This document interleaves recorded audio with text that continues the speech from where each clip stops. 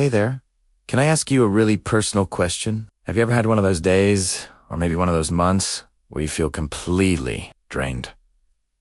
Like you're running on a treadmill of other people's demands, your own overthinking, and a to-do list that just never ends. You get to the end of the day, you collapse on the couch, and there's just ... nothing left. No energy for your own goals, no patience for your loved ones, no spark of positivity, just this heavy mental fog and emotional exhaustion. And you lie there at night, your mind racing, replaying every conversation, every mistake, every what if. And you think, is this it? Is this what my life is supposed to feel like? If you're nodding your head, if that feeling hits a little too close to home, I want you to know something right now. And please really hear this. You are not alone. That feeling of being energetically bankrupt. It's a modern-day epidemic. But here's the powerful twist. What if the bravest, most transformative thing you could do isn't to push harder, but to consciously, strategically walk away? Today, we're not just talking about quitting. We're talking about a profound form of energy protection and stress management. We're diving into the ancient wisdom of Stoicism, taught by masters like Marcus Aurelius and Seneca, and translating it into a modern playbook for your peace of mind. This is your guide to understanding that walking away from what drains you is UN weakness. It asks the ultimate declaration that your peace is non-negotiable. So, if you're ready to trade burnout for boundaries and people-pleasing for personal power, you are in the absolute right place. Let's begin this journey together. Part 1. Your energy budget. Why protection is your #1 priority. Let's start with a fundamental truth that we often ignore. Your mental and emotional energy are not infinite resources. Think of them like a daily budget. You wake up with a certain amount in your bank account. For the sake of this conversation, let's say you have 100 units of energy every single morning. Now, how do you spend it? Do you invest it in things that give you a return, like your passions, your growth, your loved ones? Or do you fritter it away on things that offer zero return? Things like scrolling through negative comment sections, that's 5 units. Getting into a pointless 20-minute argument online about something you can't change, that's 15 units right there. Worrying all afternoon about a future event that probably won't even happen, another 20 units. Or saying yes to a social event out of guilt when you're already exhausted, that could cost you 25 units. Easily, before you know it, your 100 units are gone by 2 p.m. and you're running on an overdraft, borrowing from tomorrow's energy, creating a cycle of debt that leads straight to burnout. This is where the ancient Stoic art of strategic withdrawal becomes your modern superpower. It's the practice of pausing and asking yourself one critical question. Is this worth a piece of my peace? Let me give you a personal example. A few years ago, I found myself constantly drained after interactions with a certain friend. Every conversation was a one-way street of complaints and drama. I'd hang up the phone and feel ... empty. It took me a while to realize I wasn't being a bad friend by feeling this way. I was just violating my own energy budget. I was letting someone make unlimited withdrawals without ever making a deposit. I had to ask myself, is this friendship worth my daily 25 units of peace? And the honest answer was no. I didn't end the friendship, but I did change its terms. I learned to walk away from the marathon complaining sessions. So, here's a challenge for you. I want you to think about the last week. What was the single biggest energy drain for you? Was it a specific conversation that went in circles? A news cycle you couldn't stop consuming? A project at work that demanded too much for too little in return? Just identify it. That feeling of drain is your internal alarm bell. Your personal CFO telling you, we're overspending here. The Stoics, like Epictetus, taught us to focus only on what is within our control, our actions, our judgments, our efforts. Everything else is just noise. When you decide to walk away from a draining situation, you are not running from a problem. You are making a conscious, powerful choice to redirect your finite energy toward things that actually matter to you. Your growth, your joy, your purpose. You are moving from being a passive reactor to becoming the architect of your own life. Part 2. Boundary setting. The language of self-respect. This leads us to probably the most misunderstood superpower. Setting boundaries. I want to be crystal clear about this. Because so many of us struggle with massive guilt around it. Ready? Setting boundaries is not selfish. It is not unkind. It is the language of self-respect. Think of it like this. Every time you say yes to something you want to have the energy for, you're silently saying no to your own well-being. Every time you allow someone to cross a line, you're letting them borrow from your emotional bank account without permission. And you're the one paying the interest in stress and anxiety. Let's make this practical. I want you to think of a boundary not as a wall, but as a gate. You are the gatekeeper. You get to decide who and what comes in. Is it a friend who constantly unloads their stress without ever asking how you're doing? Is it a work culture that expects you to be available 24/7, blurring the lines between your professional and personal life? Is it your own habit of overthinking where you replay a past mistake over and over again in your mind? Establishing that gatekeeper role isn't mean. It's necessary for your survival. It's you declaring to the world and, most importantly, to yourself, my peace is my priority. I decide what and who gets access to my energy. And here's the beautiful part. When you set a clear boundary, you're not just protecting yourself. You're also giving the other person a clear manual on how to interact with you. You're raising the standard for your relationships. Most people will respect it. And for those who don't, well, their reaction simply confirms why the boundary was necessary in the first place. Let's build this community together, you know. This isn't a one-way street. I'm talking about this because I've been there. I've hit that wall of exhaustion, and I know so many of you have, too. This is a conversation, not a lecture. So, if this is resonating with you, I would be so grateful if you took a second to hit that subscribe button and join our community of people who are choosing a different way to live. Your support is what allows this channel to grow and share these messages with others who need to hear them. And if you're feeling brave, I'd love to hear from you. Drop a comment below answering this. What is one small boundary you want to set for yourself this week? It could be as simple as I will not check emails after 7 p.m., or I will not engage in gossip during my lunch break. Let's support and learn from each other down in the comments. Now, let's get back to it. Part 3. The internal exit.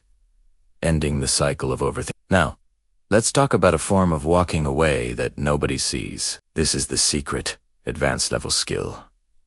The internal walkaway. So often, we think closure has to come from the outside. We wait for an apology, for recognition, for the other person to finally see they were wrong. We're like sailors waiting for the wind to change, stuck in the middle of the ocean. But what if you could grant yourself closure, right now, without anyone else's permission? What if you could become the wind? This is about mentally and emotionally disengaging from the cycle of overthinking and resentment, even if you're still physically in the situation. Let me give you a concrete example. Imagine a colleague takes credit for your work in a meeting. The external drama is over, but the internal drama, the anger, the replaying of the conversation, the frustration is still running on a destructive, endless loop in your head. This is where you consciously choose to walk away internally. You acknowledge the feeling. Okay, I feel angry and disrespected. That's valid. But then you make the choice to refuse to let it rent free space in your mind any longer. You change the channel. The Roman Emperor Marcus Aurelius, a man who faced immense pressure, betrayal, and war, constantly reminded himself in his private journal, "You have power over your mind, not outside events. Realize this, and you will find strength."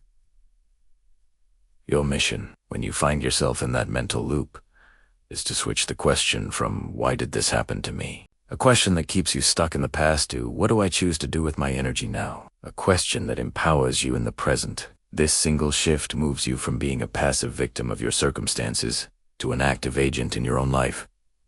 Let's practice right now. Think of a small, recurring negative thought you have. Maybe it's about a minor criticism someone made. I want you to literally, in your head, say to that thought, "I see you. Thank you for your opinion, but I am now walking away from this conversation." It might feel silly at first, but you are training your brain to disengage. This is the muscle of internal walking away, and it needs exercise. Part 4.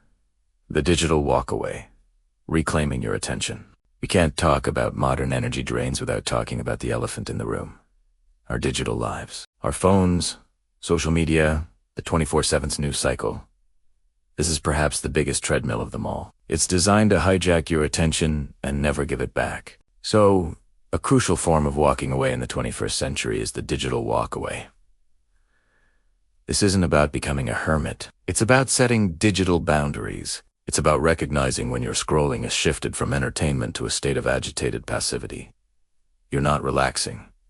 You're consuming anxiety. Ask yourself, do I feel better or worse after 30 minutes on this app? Am I scrolling to learn something valuable, or am I just numbing out? Is this notification so important that it deserves to interrupt my deep work, my family time, my moment of peace? Walking away digitally can look like turning off all non-essential notifications, having a phone jail basket for during meals or family time, deleting the most addictive social media apps from your phone for a week, just as an experiment, setting a hard stop on news consumption after 7 p.m. When you walk away from the digital noise, you are doing something radical.